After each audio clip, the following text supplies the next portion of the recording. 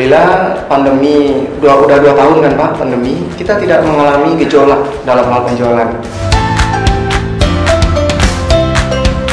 Penjualan kami itu tumbuh terus dari tahun ke tahun.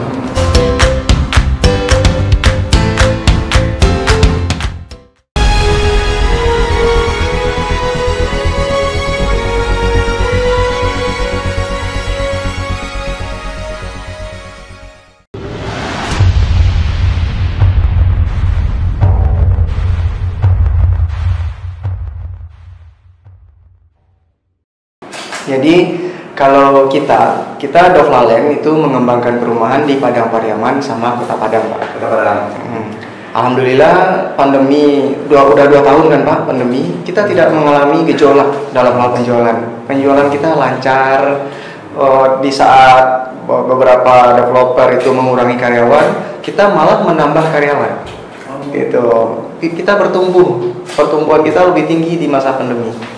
Demand tinggi sekali Pak. Kalau kebetulan karena kita fokusnya di subsidi, kita merasakan demandnya tinggi di subsidi.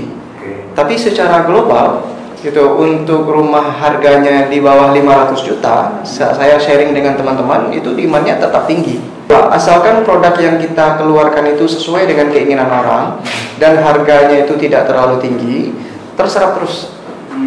Kalau subsidi itu radius 10-20 km. Yang tinggalnya di sekitar situ. Tapi kalau rumah komersil ya bisa kita bilang 80% masih Sumatera Barat, 20% di luar Sumatera Barat. Kalau secara global tetap Kota Padang yang top 1 Pak, nomor 1. Untuk penjualan rumah subsidi terbesar di Sumbar itu Kota Padang. Jadi kalau kita Dovla, awalnya kita mengembangkan rumah komersil. Fokus kita rumah komersil. Itu awalnya komersil dulu? Komersil dulu Pak. Komersil yang harganya itu di bawah 500 juta. Penjualan kita bagus sebenarnya, stabil. Tapi gara-gara kita sharing dengan teman-teman, Pak Jokowi kan fokus nih Pak, fokus mengejar target 1 juta rumah. Dan itu 70%-nya rumah FLPP.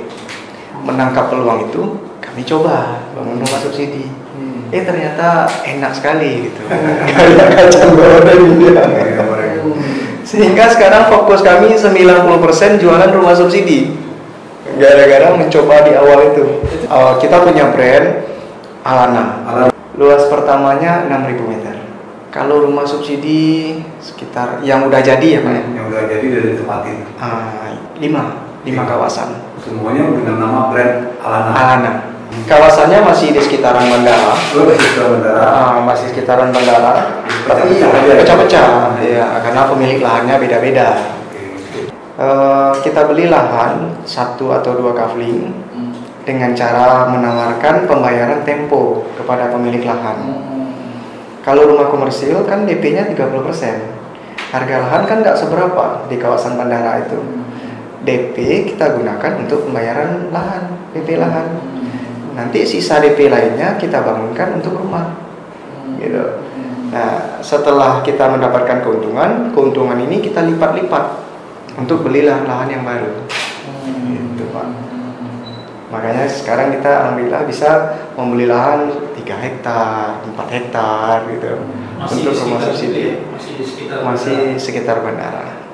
Tapi sekarang kita udah mulai main ke kota Padang. Bedanya itu Pak di Kota Padang.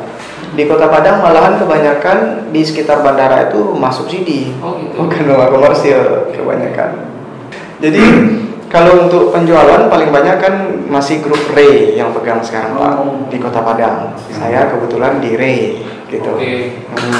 Saya tanya ke teman-teman, diskusi, bisa dibilang kita ini 5 besar Pak untuk penjualan. Penjualan yang cakupannya Sumbar. Kalau bicara penjualan yang terjual gitu ya, terjual kita bisa sampai 200-an unit Pak per tahun itu. Gitu.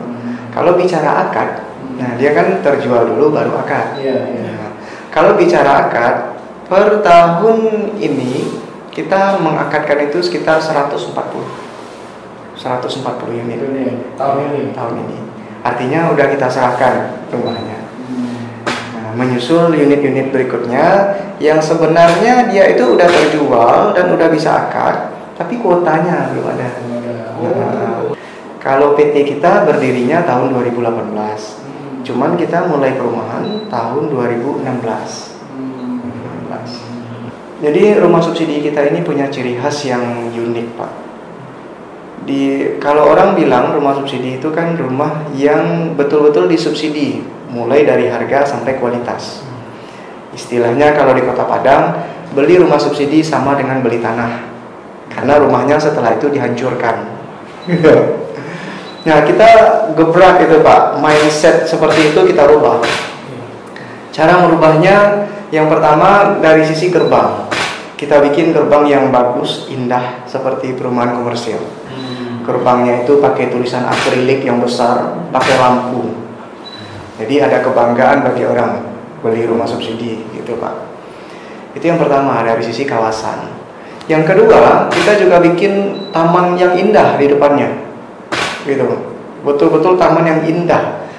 Ya, banyak orang yang bilang saya beli rumah subsidi di tempat Bapak ini kayak nggak beli rumah subsidi. Ini saya beli rumah komersial tapi harganya subsidi. Nah, itu pengakuan dari konsumen, Pak. Nah, dari sisi fitur rumah, kita satu-satunya nih, Pak, yang sejauh yang saya teliti, satu-satunya rumah subsidi pakai cakar ayam. Rumahnya subsidi tapi pakai cakar ayam sehingga kokoh. Kokoh. Hilanglah paradigma rumah subsidi yang dibilang kualitasnya buruk. Kebanyakan rumah subsidi kan tempel-tempel tuh, Pak. Nah, kita pisah-pisah semua. Untuk saat ini kita lebih menonjol, kita lebih memilih ekspansi ke Kota Padang. Selesai di Kota Padang, setelah kita menguasai Kota Padang beberapa tahun ini, kita tidak memilih daerah-daerah yang di Sumbar. Kita memilih kota lagi, tapi provinsi yang berbeda. Nah, itu strategi kita, Pak. Seperti yang kita ketahui di Jawa itu kan tanah udah mahal-mahal ya, Pak. Rencana kita nggak main rumah subsidi kalau daerah Jawa, kita main rumah komersil. Kalau kita dapat lahan yang besar kerjasama, nah itu bagus sekali, gitu Pak. Kita akan bisa mempercepat ekspansi kita ke Jawa. Tapi kalau belum dapat lahan kerjasama, kita akan coba mulai main klasteran, klaster kecil-kecil, yang 20 unit, 40 unit. Di kawasan pinggiran Jakarta. Besar harapan kami inginnya berpartner, Pak. Berpartner gitu dengan yang pemain besar-besar atau dengan pemilik lahan gitu. Tapi kalau nggak dapat partner, nah kita bisa mulai sendiri dengan kaplingan yang kecil-kecil. Siap itu, Pak. Setelah itu, nah sama strateginya dengan yang di Padang, kita akan gulung-gulung kan, Pak, keuntungan. Gulung-gulung keuntungan. Target kita ingin bangun apartemen. Prediksi dari ahli-ahli properti di Indonesia, booming properti kita ini kan di tahun 2026 sampai 2030 itu boomingnya. Penjualan properti lancar sekali itu tahun 2026. Nah, harapan kita tahun 2026 kita udah bisa mulai bermain di apartemen. Untuk saat ini penjualannya slow gitu. Bisa jadi karena over, bisa jadi karena efek pandemi. Nah, saya belum dapat betul penelitiannya gitu. Tapi yang saya percaya tahun 2026 ya dari informasi ahli properti itu juga, Pak, gitu. Tahun 2026 properti booming dan itulah saat yang paling tepat untuk kita masuk ke apartemen.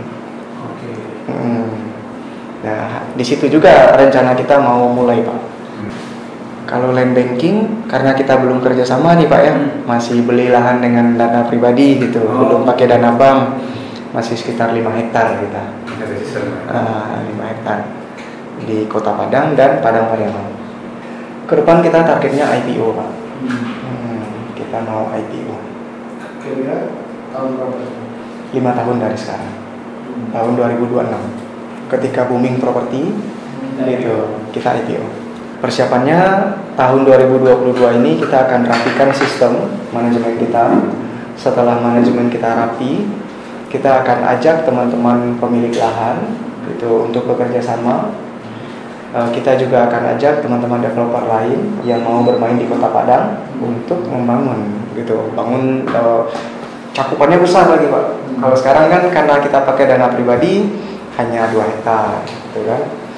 Kalau teman-teman developer di Jawa yang besar-besar udah bisa kita ajak masuk ke Padang, otomatis kita bisa beli lahan yang besar, lebih besar lagi. Kalau kita udah punya land bank 100 hektar sampai 1000 hektar, nah disitulah kita IPO Pak. Padang ini Pak, itu adalah salah satu destinasi wisata halal terbaik di Indonesia.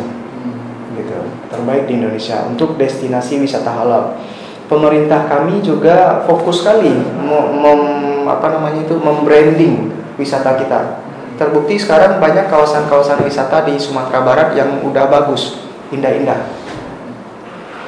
Kemudian masyarakatnya ramah, gitu, ekonominya terus bertumbuh. Sehingga untuk penjualan properti ini yang kami rasakan ya Pak, terutama di RE itu. Penjualan kami itu tumbuh terus dari tahun ke tahun. Mungkin dari sisi branding pemerintah, kemudian keramah tamahan warganya itu Pak, itu yang membuat Sumatera Barat itu menarik bagi investor. Yang bikin menarik kenapa harus Padang gitu ya Pak ya? Karena pemerintah fokus ke wisata. Sama seperti Bali Pak. Bali kenapa menarik Bali investasi ke Bali? Karena wisatanya kan Pak. Padang juga demikian. Padang ini di branding oleh pemerintah kita menjadi destinasi wisata halal nomor 1 di Indonesia Pak. Brandingnya itu Bali yang eksotisnya itu, Padang halal, wisata halal.